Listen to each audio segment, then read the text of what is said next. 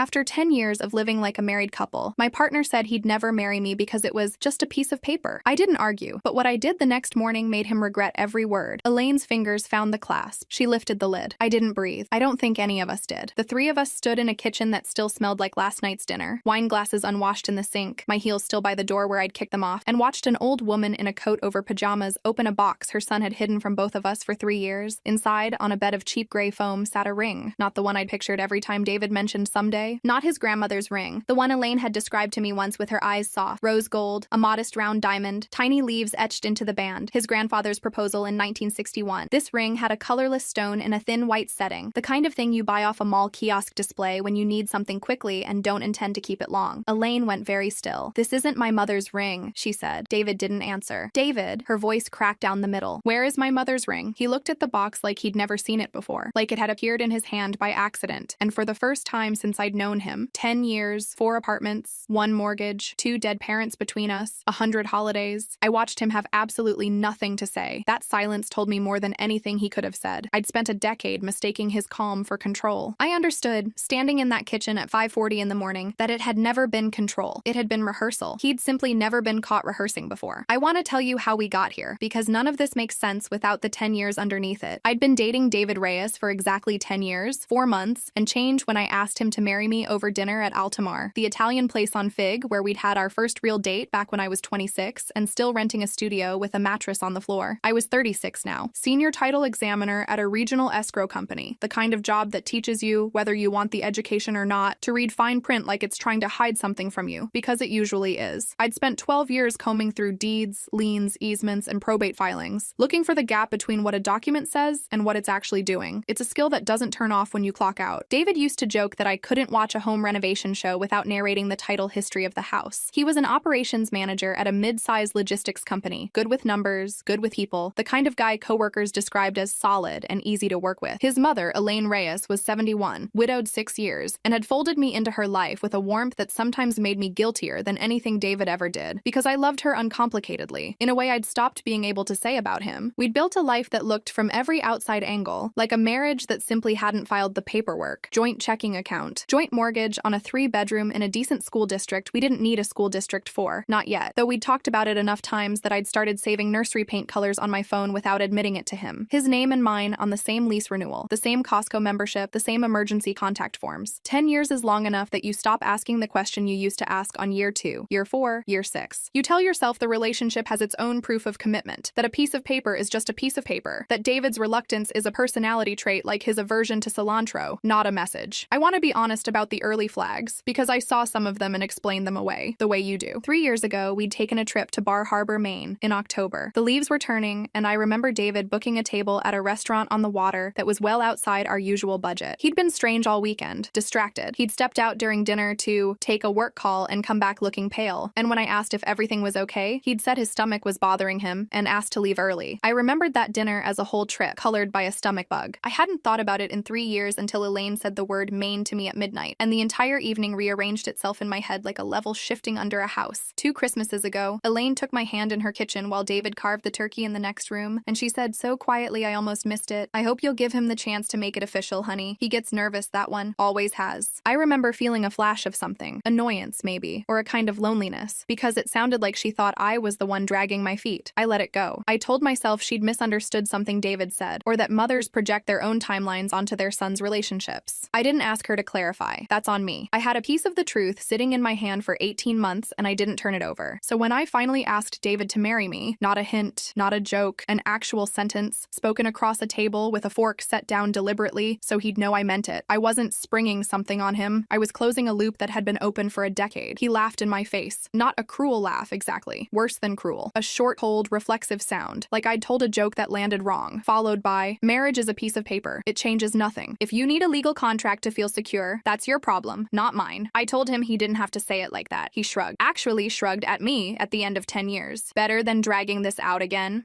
like this was a recurring complaint of mine. Like I'd been nagging him for a decade instead of asking one time plainly whether the life we'd built on paper, mortgage, joint accounts, 12 years of holidays with his mother, could also exist on paper in the one place that would actually protect me if anything ever went wrong. I looked at him for a long moment across the candles neither of us had lit for romance anymore. Just habit, just what the restaurant did with every table. And then I nodded. Okay, I said. I meant it in a way he didn't understand yet. I was done asking. I just didn't know yet what done was going to mean. We drove home in a silence that had a temperature to it. He mentioned parking, actual parking, the availability of it on our street, like nothing had happened 30 minutes earlier. Inside, he loosened his tie, told me not to spend all night working myself up over this, and went to bed like the conversation had cost him nothing at all. I stood in the dark kitchen for a long time. Then I opened my laptop, out of habit, out of the same instinct that makes me pull a property's chain of title before I trust what a seller tells me, and started looking at our joint accounts, the mortgage documents, the utility bills, trying to understand in cold practical terms what it would even look like to leave a man I'd built a house with but never married. That's when I remembered Elaine's comment. I hope you'll give him the chance to make it official. It was almost midnight. I called her anyway. He told me he didn't want to get married, I said, the second she picked up, before she could even say hello properly. He said it tonight, at dinner. There was a silence on the line long enough that I thought the call had dropped. Then Elaine said, in a voice I'd never heard her use before, David told us you were the one who didn't want to get married. He said it made you anxious. He said he was being patient with you. I gripped the phone so hard my knuckles went white. There's more, she said, and now her voice was shaking too. 3 years ago, he asked me for his mother's ring, my mother-in-law's ring, the one your father-in-law's mother wore. He said he was going to propose to you in Maine that October. Bar Harbor, the pale face, the stomach bug that ended dinner early. I had it cleaned, Elaine said, appraised, for the insurance writer. I have the receipt sitting in a drawer not 10 feet from me right now. She paused, and I heard something in her breath catch. When I asked him afterward what happened, he told me you panicked. He said you begged him to wait. I didn't, I said. My voice didn't sound like mine. I didn't panic. I didn't beg him for anything. I didn't know any of this happened. Elaine's voice cracked fully then. I'm coming over right now. She arrived before sunrise, still in her coat thrown over pajamas, her white hair flattened on one side from a pillow she must have abandoned mid-sleep, clutching a manila folder against her chest like it might get away from her. Inside, an appraisal receipt from a jeweler on 4th Street, dated the September before that Maine trip, and a photograph of the ring itself, resting on black velvet, that she'd apparently taken on her phone the day she picked it up from the appraiser. An instinct, she told me later, that came from losing her own mother's jewelry to a house fire decades ago, and never wanting to be without proof of what a thing looked like again. I want it back from him, she said, and walked straight past me into my own kitchen like she'd walked into 100 kitchens that weren't hers, because in a sense, over a decade, it had become hers too. David wandered in a few minutes later in sweatpants, rubbing his eyes, the particular slow confusion of someone who has no idea his night is already over. He stopped cold in the doorway when he saw his mother standing at the counter. What is this? Elaine held up the receipt without preamble. Proof I gave you my mother-in-law's ring 3 years ago, David. So don't. His face went the color of the countertop. This is private. This is between me and this isn't something you just— It stopped being private, Elaine said, the second you used me to lie to her. He turned on me instead, the way people do when they can't win the fight in front of them, so they look for a softer target. You called my mother in the middle of the night? Where is the ring, David? I asked. I was surprised by how steady my own voice sounded, given that everything else in me was not steady at all. He laughed. It didn't sound real this time. Not even to him, I think. This is insane. You're both— This is insane. Bring it here, Elaine said. Now. He stood there for what felt like a long time, and was probably 4 seconds. Then he turned and walked down the hallway toward our bedroom. The bedroom we'd shared for 6 years in this house. The one with the closet where I now understood a piece of his mother's family history had been sitting the entire time. A few feet from where I slept every night, believing I understood the shape of my own life. When he came back, he was holding a small black jewelry box. Not the velvet one Elaine remembered wrapping and sending home with him. Something cheap, hinged plastic pretending to be leather. The kind of box you could buy at a drugstore counter to hold something you wanted to be able to shove into a drawer and forget. He hadn't lost the ring. He hadn't sold it. Hadn't had it stolen. Hadn't misplaced it on a hike the way he'd once told a version of this story to a friend of his I'd later confirm had heard some excuse or other. He'd hidden it for 3 years. While I quietly absorbed the blame, in his mother's mind, for a proposal that never happened and a hesitation that had never been mine. Elaine took the box from his hand without another word. That's the moment you already know. She opened it, and inside was a ring that wasn't hers, in a box that wasn't the one she remembered giving him. And David stood in his own kitchen with his mouth open like he still believed, on some level, that he could talk his way backward out of what the box had just proven forward. What I haven't told you yet is what happened over the next 6 weeks, because the ring wasn't the discovery. The ring was the door. What was behind it took a title examiner's patience to fully open. I didn't confront him again that morning. I didn't need to. Elaine did enough confronting for both of us, and I remember standing at the edge of my own kitchen watching a 71-year-old woman dismantle her son's credibility in real time, thinking, with a strange, cold clarity, I need to see everything, not just the ring, everything. 12 years of reading title reports teaches you that people rarely lie about only one thing. A forged signature on a deed is never really about the deed. It's about whatever the deed was covering for. So instead of yelling, instead of crying, instead of any of the things I think David expected, I went quiet. I went, as my closest friend Priya put it a week later, terrifyingly organized. The first thing I did was pull our joint bank statements going back 3 years, the same 3 years since Bar Harbor, and start reading them the way I read a chain of title, not for what was there, but for what was missing, and for what showed up in a pattern that didn't match the story I'd been told about our life. I found 4 withdrawals I couldn't immediately explain. Not huge. $380 here, $520 there, one for $1,150 in December of the year of the main trip. Routed to a payment processor I didn't recognize. Memo lines blank. I didn't jump to conclusions. I've spent too many years watching people jump to conclusions on incomplete records and end up wrong in a way that cost them a case. I just wrote the dates down. The second thing I did, 3 days after the ring, was call a friend from my escrow office, Denise Okafor, who'd left title work 8 years earlier to become a licensed private investigator specializing in financial infidelity and asset tracing. The kind of work that exists because so many relationships, it turns out, run on 2 sets of books, one visible and one not. I'm not asking you to do anything invasive, I told her over coffee, my hands wrapped around the mug because they wouldn't stop being cold no matter how hot the coffee was. I just want to understand what I'm actually looking at before I decide anything. Denise had been doing this work for 19 years. She listened to the whole story, the dinner, the laugh, Elaine's midnight phone call, the ring, the box, without interrupting once, and then she said something that I've thought about since almost every day. The ring isn't the story, she said. The ring is the thing he got caught on. People like this usually have more than one thing they've buried. The question is whether you want to know how many. I told her yes. I wanted to know. Denise worked methodically, the way I imagine I'd work if someone handed me a stack of deeds with 3 decades of amendments and told me to find the one that didn't belong. She started with the 4 withdrawals I'd flagged, then widened the search backward, pulling 18 months of statements I hadn't thought to look at because they predated anything I considered suspicious. That's the part of financial forensics nobody warns you about. The damage is rarely contained to the window you already suspect. It bleeds backward into months you'd stopped questioning specifically because nothing about them had ever felt wrong at the time. 10 days in, she called me on a Thursday evening and asked if I was sitting down. I told her I was standing in my own kitchen, which felt, at that point, like the only room in the house I still fully understood. What Denise found, over the following 2.5 weeks, working from bank statement patterns I'd flagged and public records she pulled independently, was this. David had been sending money, not enormous sums, but a steady, low drip, to a woman named Kayla Bristow for roughly 2 years. Not an affair in the way I'd braced myself to hear, not that I could ever prove, and to this day, I genuinely don't know whether the relationship was romantic or something else entirely. What I do know, because Denise found the paper trail and a subpoena later confirmed it in a context I'll get to, is that David had loaned his word in texts Denise obtained through a public records request tied to a small claims filing Kayla herself had made against someone else entirely, which is how her name surfaced in searchable court records at all, roughly $9,600 of our joint money to her over 2 years, without my knowledge or signature, from an account with both our names on it. I asked Denise, at one point, whether 2 years of quiet withdrawals meant this had been planned from the start, some long architecture I simply hadn't been let in on. She was careful with her answer, in a way I respected. I can tell you what moved and when, she said. I can't tell you what was in his head when it started moving. Be careful building a story bigger than what the numbers actually prove. I've held on to that caution through everything that came after. It's tempting, once you find one lie, to assume every unexplained thing in 10 years was part of the same lie. Sometimes it is. Sometimes a withdrawal is just a withdrawal, and the discipline is in not deciding which is which before you actually know. He'd also, I discovered independently while going through our safe deposit box looking for the original mortgage note, taken out a personal line of credit 18 months earlier, using our house as informal collateral in his own paperwork. Not a second mortgage exactly. Nothing that would show up on a standard credit pull tied to the property, but a signature loan where he'd represented, in writing, an ownership stake in our home that was, at minimum, legally muddled given that I was also on